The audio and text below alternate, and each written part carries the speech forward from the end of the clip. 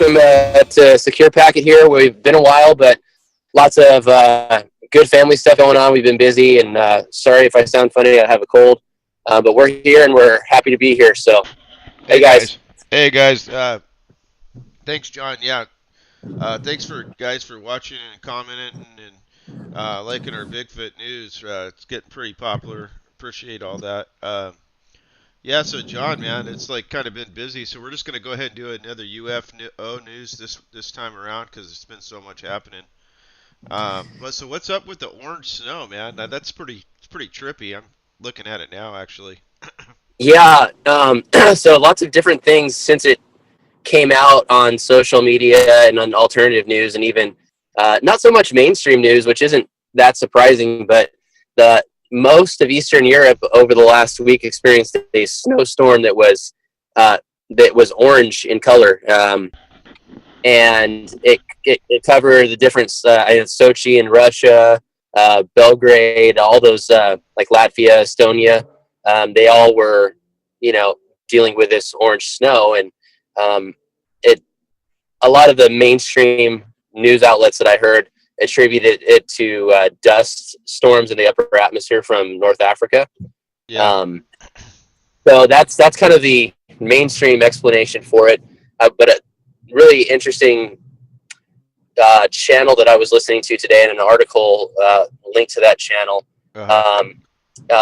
From this guy named William Mount. He's kind of a kooky guy, but he has a lot of good tidbits here and there that are really interesting from his military experience. Uh-huh. And he brought up the fact of it possibly being a type of uranium from the atmosphere, which who knows exactly what it was, but that it was an interesting point that he brought up, and I've been thinking about that for a good part of the day today. So, Isn't uranium something they use in the nuclear fission process?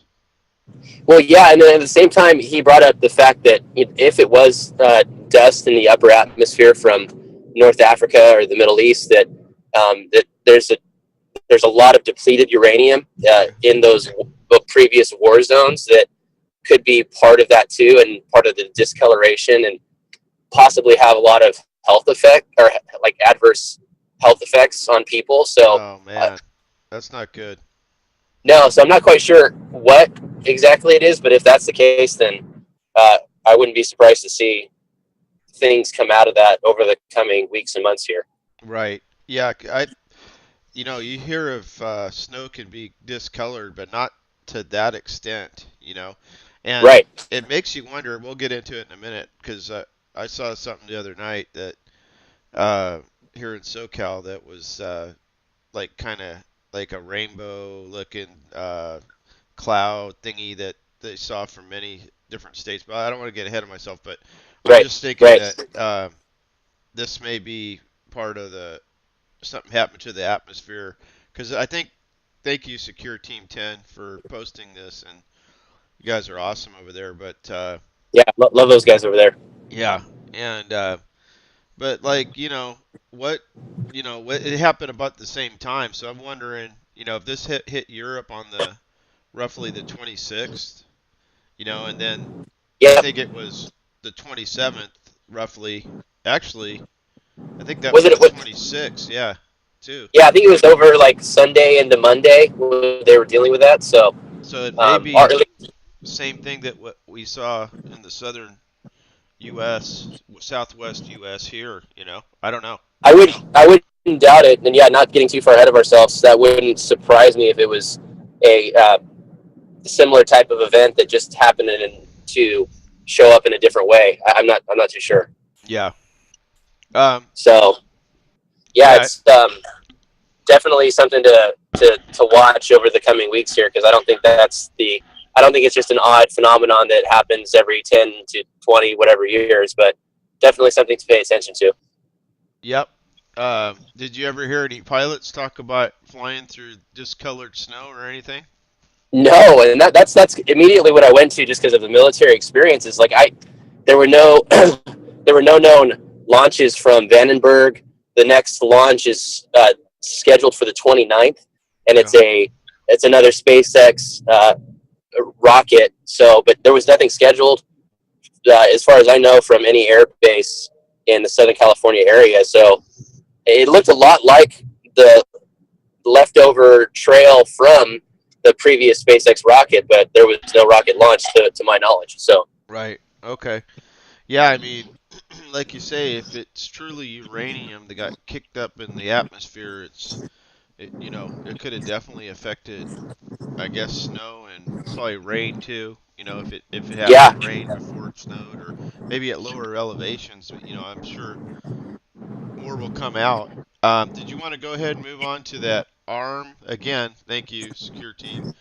That was that found from the International Space, the ISS? Is that how you say that? International Space Station. yeah, it was Yeah. from what I saw, and then I can't remember the other channel that was a part of that too. That this Mr. 3BR. I know I'm probably mispronouncing the channel, Hmm. but closely associated with Secure Team. But this guy specializes, or he really pays close attention to images that are coming from the space station and different satellites that we have, and he kind of scours these pictures as NASA puts them out and the space station puts them out.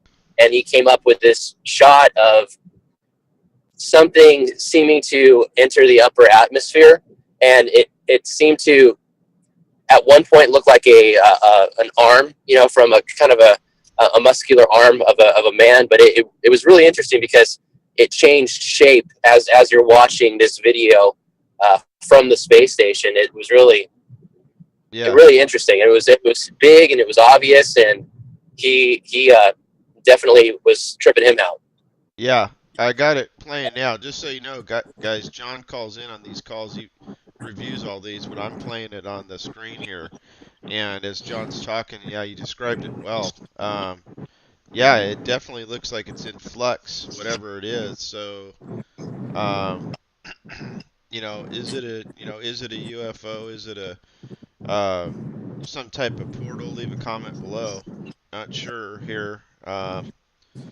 We're still kind of up on the air when these type of things happen, how they're related to Bigfoot. A different subject, but this is definitely interesting. I bet they cut the feed on this, John, at some I point. yeah, I'm surprised that the feed went as long as it did without Hmm. getting cut. And um, to me, while we closely associate Bigfoot with the UFO phenomenon, I kind of just wonder, with all the soft disclosure of UFOs coming out, and even in mainstream news, that what's really behind it.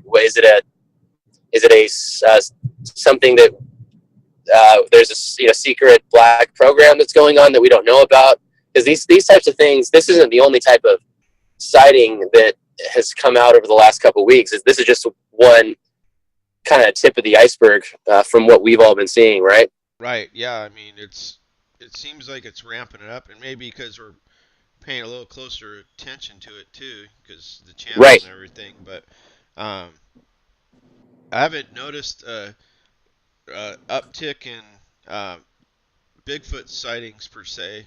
There's been a couple in the winter months, like January, that were like snow tracks across the frozen tundra type stuff. Right. Um, Well, and I think that's a good point because it has quieted down, and we've always thought that uh, they move within their different territories and areas based upon season. right. So I would definitely agree with that. Right, right. Yeah. So yeah, and March will be the time, but we'll get into that more, guys, on our next time around. We'll do a Bigfoot news. There is Yeah, we're some really local news. really excited I about know. that. Yeah. Do you want to kind of let them in on maybe the possibility of what we have as far as an investigation into the local national forest? Yeah. I mean, we're planning on doing one soon. Sasquatch Omega has we've reached out to him, and he's kind of tentatively agreed to go to a known hotspot that's near actually in the Cleveland National Forest. That's basically on a road that traverses between two major metropolitan areas, but when you get back in this area, this forested area, it's pretty remote. Um, Yeah. there's water back there. I've personally done just a brief, um, you know, expedition, you could say, not really, just kind of a tour of the area. And Right. from what I could tell, and the sightings are not BFRO, they're kind of just one-off ones on the internet, so they're really not substantiated by any investigator per se, but they seem pretty believable. Um, and according to Sasquatch Omega, he seems to think that he's actually got some pretty good evidence out there. So I think he just, hopefully, we can team up with him because so he won't and we won't have to go at it alone.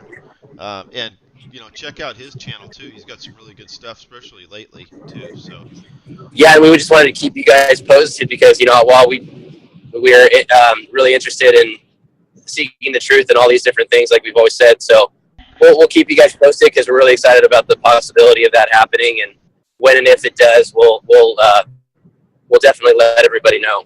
right, So yeah. Thanks for remembering that. Are you close? You guys still yeah, got a few minutes? yeah, no, I'm good. So if you, I don't know if we want to into kind of the later portion of the segment here, but do you want to talk about your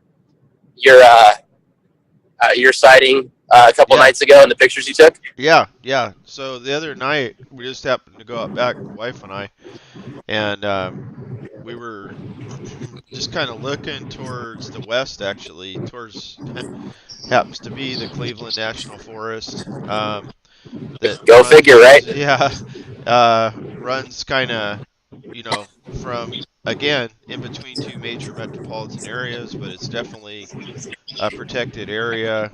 Um, anyhow, looked up. There was a storm that had passed through. This is kind of the tail end of it.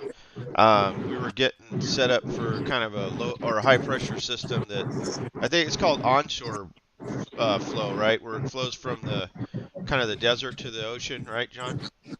Yeah, and it's funny that you mentioned the Bigfoot correlation because I actually, while you were sending me that photo when you saw it and when you took a picture of it, I was actually watching another channel, news channel online that was covering that same thing. And first thing that came to my mind is, oh, go figure, it's over Cleveland National Forest. I wonder if that has anything to do with what we've been talking about. So yeah, I totally agree. Yeah, I mean, it'd be interesting to see. I mean, it's a little bit of a stretch, right? But if that portal we were talking about earlier, if that had anything to do with, this, it looked like a. We'll put the pictures here. It looked like a rainbow type cloud, and it was. I mean, at first, I grabbed the phone and I was thinking this is not going to come out, but it actually picked it up, and It did very, very well. yeah, and I think the lighting was just right. The sun was just going down and reflected off, and the thing was like your kind of your typical cloud kind of dissipates. Um, Right, exactly. yeah, this didn't. I mean, it just kind of hung out there for a while. I mean, I think that's what had everybody. And did you say it was southwestern United States and then towards central U.S. as well, or what did the news say? Yeah, well, I know there were people as far away as New Mexico that saw this thing. Hmm. So it's pretty impressive. And that makes me think that well, I remember I told you too that it reminded me of the last couple episodes we did, the last UFO episode or two that we did, where I snapped a picture of what I saw coming home that one evening, Uh-huh. Yeah. and Yeah. it reminded me exactly of that sighting that I had, but it didn't go away. Yours didn't go away, and mine went away very, very quickly. So Yeah. um, it was very similar to that. And then also, we looked into the launch schedules, and there was nothing going on as far as that's concerned. So, Right. was it tied to the upper atmosphere anomalies that were creating the orange snowstorms, or was it something different, or what? I think it may be what I think you possibly will have to do more research. We're not scientists. But Not by any means. yeah, just letting the general public know. But like, I think you might have hit the nail on the head that with the storms and the snow, the uraniumized snow, maybe it has something to do with that. Maybe that same system, whatever that thing was that caused that unusual snow, had now traversed or traveled, or whatever the word may be, from Europe, and now we were seeing it here, you know, Yeah, I in the agree, and it's not. U.S. Yeah, I don't think it's coincidence that they were right around the same time at all. right. So I mean, it's definitely an interesting connection because when you look at upper atmosphere wind currents and different things that happen from the limited knowledge I have, things tend to travel quickly. So Yeah, um, it's definitely something that we'll continue to look into. And let us know what you guys think down below as well. yeah. Please do.